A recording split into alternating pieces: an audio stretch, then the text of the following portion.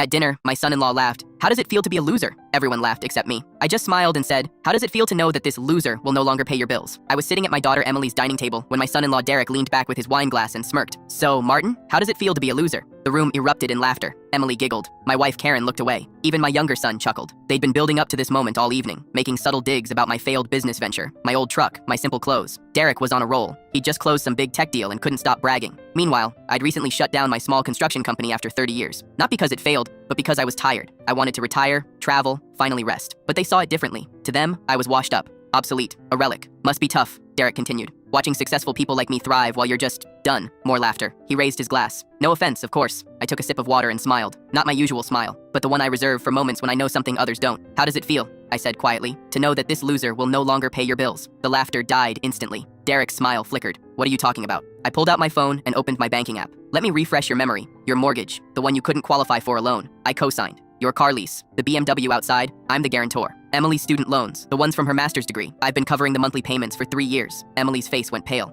Dad, I'm not finished, I continued calmly. The down payment on this house, that was my retirement fund. The European vacation you just posted about, I paid for that when you claimed a family emergency. Even the wine you're drinking right now, I bought it when I stopped by yesterday. Derek tried to recover. That's what family does. They help each other. You're absolutely right, I said, standing up. Family helps each other. They don't mock each other at dinner parties. They don't call each other losers. I looked at my daughter. Emily, I've transferred my portion of your student loan payments back to you, effective immediately. That's $740 a month you'll need to cover now, she gasped. I can't afford that. Derek just closed a big deal. I'm sure he can handle it. I turned to him. I've also contacted the bank about removing myself as co-signer on your mortgage. They'll likely reevaluate your loan. And the car, well, that lease is up for renewal next month. You're on your own. Derek, shut up. You can't do this. We had an agreement. Our agreement was family helping family. You violated that the moment you decided humiliation was entertainment. I grabbed my jacket. I'm not your ATM anymore. I'm not your safety net. I'm certainly not your punchline. My younger son finally spoke up. Dad, come on. We were just having fun. At whose expense? I asked quietly. Mine. Always mine. Karen finally spoke up. Martin, don't be dramatic. He was just joking. 30 years, I said, looking at her. 30 years I built that business with my hands. I sacrificed time, health, and peace of mind to provide for this family. I closed it because I earned the right to rest. And this is the respect I get? I walked toward the door and paused. By the way, the trust fund I set up for the grandkids, I'm redirecting it to charity. Real losers don't leave legacies. Emily started crying. Derek looked panicked. Karen followed me outside, begging me to reconsider. But I was done. Done being the joke. Done being taken for granted. I drove home in my old truck, the one they'd mocked, and felt lighter than I had in years. My phone exploded with texts, apologies, explanations, desperate pleas. I ignored them all. The next morning, I transferred the remaining $150,000 I'd set aside for Emily and Derek's future into an account for a cross-country RV trip. Then I blocked their numbers. 6 weeks later, Derek's car was repossessed. Their mortgage went into review. Emily had to pick up extra shifts. My wife showed up at my new apartment, smaller but mine, and admitted they'd taken me for granted. She asked if we could fix things. I'm still deciding. But one thing's certain, this loser is finally winning.